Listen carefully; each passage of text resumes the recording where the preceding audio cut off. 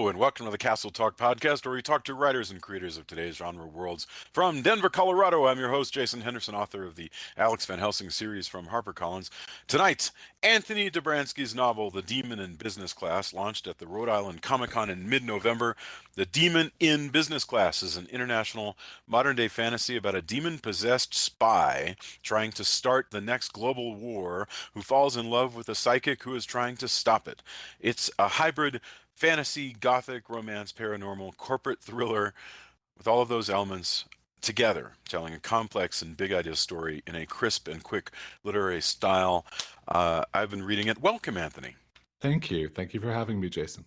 Oh, I'm so excited to talk to you about this because it's a really interesting read. I've been reading over it, and the funny thing is, the corporate world so well. I mean, there is this sort of just very acid awareness of how people who work for giant corporations work. Do you want to talk a little bit about that? I have a little experience with the corporate world. I worked for AOL during the dot-com boom, and I had a fantastic job there. They sent me to overseas offices to help open them. And that's where a lot of the original experience that I eventually put into the novel in slightly altered form came from, because I worked in Hamburg, Paris, London, Tokyo, Sydney, and Hong Kong for months at a time. So I got to go native. I got to have local friends. I got to pick up as much of the culture as I could. But at the same time, you're not there for fun. You're there to work. You have corporate people. You have to deal with the creatives, the technical people, the business people, the marketing people. So there's a lot of competing demands. But it's so funny how, to me, the feel of all of this, the way that corporate work of this kind, where somebody is working for a giant corporation, they're flying around, they're living a kind of expense account lifestyle. Mhm. You might complain about it, but it's very weird, I think, because everybody in it is aware of kind of how ugly all that wealth can be, but also how fragile it is and how easy it is to lose it. Because a person working for a giant corporation and running around like starting offices or closing down offices or whatever, they're not rich. They're moving through a very expensive world. Yes, absolutely. They're there because of their position, and that position can change, and sometimes they can change quite dramatically depending on the finances of the company. To Yeah, me, it was as much about how the corporation, corporate life, corporate culture has kind of become the 21st century equivalent of the old medieval cloisters, where you would have people that were sort of set off to do their jobs, but it was the grander structure that encompassed them. It wasn't about them. It wasn't. They weren't the Zuckerbergs of their world. They were the worker bees. right. Absolutely. You're monks basically and Yes. knights and people doing these biddings. And it's so I love the stuff at the end where so many people are just afraid of being laid off, and you're just aware of like what a precipitous fall it is, to go from you are your main the one of the main characters is this woman who is a so-called demon-possessed spy in the description. But when we first find her, she is waiting to get the axe because and it's beautifully told. This is really wonderfully told how she was Thank you. in her job where she's jet setting around, always one place to another, one city, London, Paris, whatever, Boston, and then all of a sudden it just stopped. One day in February, it says it just stopped, and she was told to go to Reston, Virginia, Hmm. and then That's just where it like hole starts. and just hole up in a crappy little office in Northern Virginia. And I just thought, I've been there. I've felt that sort of like, wow, I'm waiting for the axe to fall, and I don't know when it's going to fall. I just thought that was really beautifully captured. Thanks very much. It also, I think, provides an automatic character motivation. These are not people who can afford to be slack, because the moment they Right. get their shot, they don't know how long they're going to have it. Right. And when you think about it, the if you're living that expense account lifestyle, but basically you're also drawing probably a fairly nice salary, but who knows? There's a very good chance though that your life is pretty expensive in general. And Yes. if you suddenly found out, you've got a package, they're giving you three they're giving you 3 months pay, and sayonara, you could be in real trouble. It could, and that's where the desperation of all these people comes from. Um, Speaking of desperation, you're calling from DC, is that right? I am. I live in Washington D.C. I'm a native. I'm a local boy. You're a local to I'm a Washington local. DC. I I went am. to I went to law school in DC, and I have to tell you, absolutely nobody was from there. I mean, no one, We're hard except to for find. this this one woman I knew who was in the Air Force. She was from DC. She was so thrilled because she wanted to show everybody the cherry blossoms in the spring and everything. But gosh, I really enjoyed it. I miss the weather. I miss.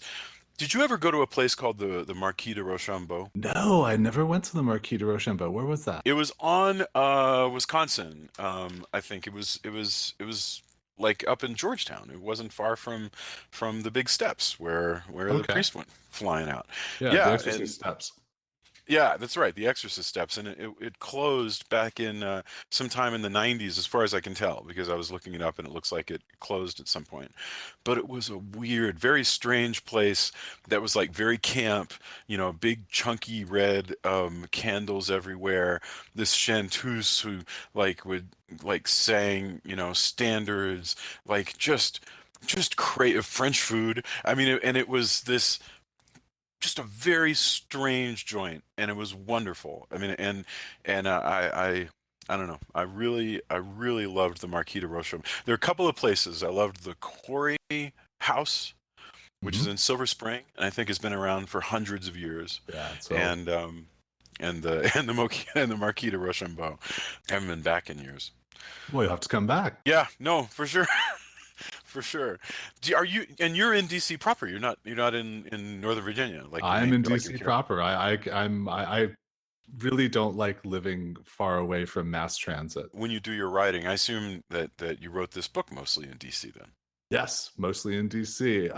Yeah, the life where I got all the international stuff was earlier, but yeah, all the writing was done in DC in a basement mostly. A basement, your own basement? Yeah, my own basement. My current we when I wrote the book, we were in one house, and the only place I could get away from my baby long enough to get any writing done was in the basement because I could shut the door and he couldn't open it. But we're in a different house now, so my office is a little less dungeon like, but it's yeah, most of the book was written in a basement. So did you try? Are you writing every? Were you writing every day, or what? How did that work? When I was working on the main first draft, it was I was give myself 5 hours a day, 10 to 12, and then 2 to 5. 10 to 12, and 2 to 5. So 5 hours a day. Well, did you have a goal, or was just the hours? Were you trying to hit certain numbers of words? No, it was much more about the time spent. I've never been one who really tracks words because on a given day I might be pulling half of them back out of what I wrote the day before. Even when I did Interesting. Nano last year, I couldn't quite just do the headlong rush. I do like to go over it a little bit and polish it before I keep going on. I think it kind of gets me in the mood. Nano is the next book that you did after this one? Well, it's the manuscript I'm working on now. Last year, I Ah, wrote the basic draft in Nano, and I'm working on it now to have it out next year. wow, that's fabulous. That's really cool. When I was there, I never liked writing at home, and we lived in a crappy, tiny apartment, because we were Yeah. both in school, and so I would write, at the Corey House, and I would write at DuPont Circle because at the time, I don't even know if this is true now, but at the time there was a hotel at DuPont Circle that had a fairly big lobby, and it was easy just to set up a computer there and just sort of write for that was a good place to knock out 1,000 words, and get away. It was fairly DC is quiet. a very wonky town too, so there's a whole lot of people who aren't novelists still working on their laptops in all quarters of the city.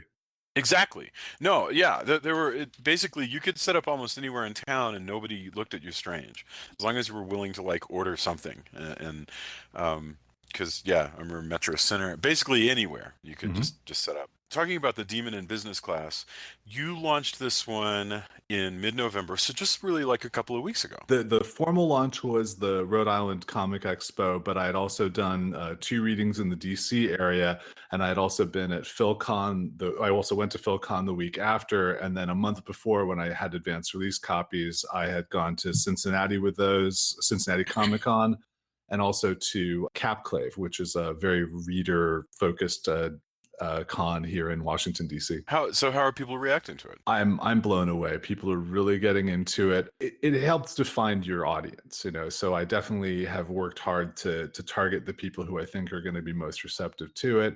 And when I find them, man, there's a click, you know, because like for example, I'm working at a Comic Con at my publisher's table, Wordfire Press.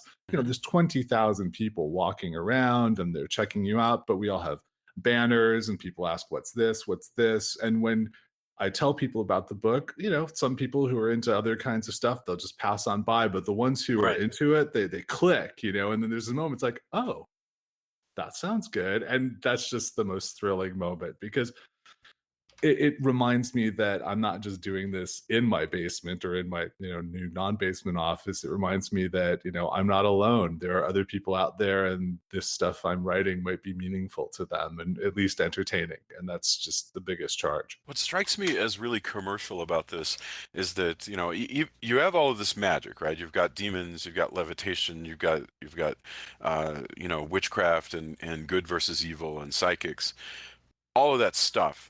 But the trappings of it look like the sort of go-go 90s of big hotels and limousines and in other words, it would look sexy if it were a movie or say or say a TV series like Lucifer or something like that, you know. Well, And thank you.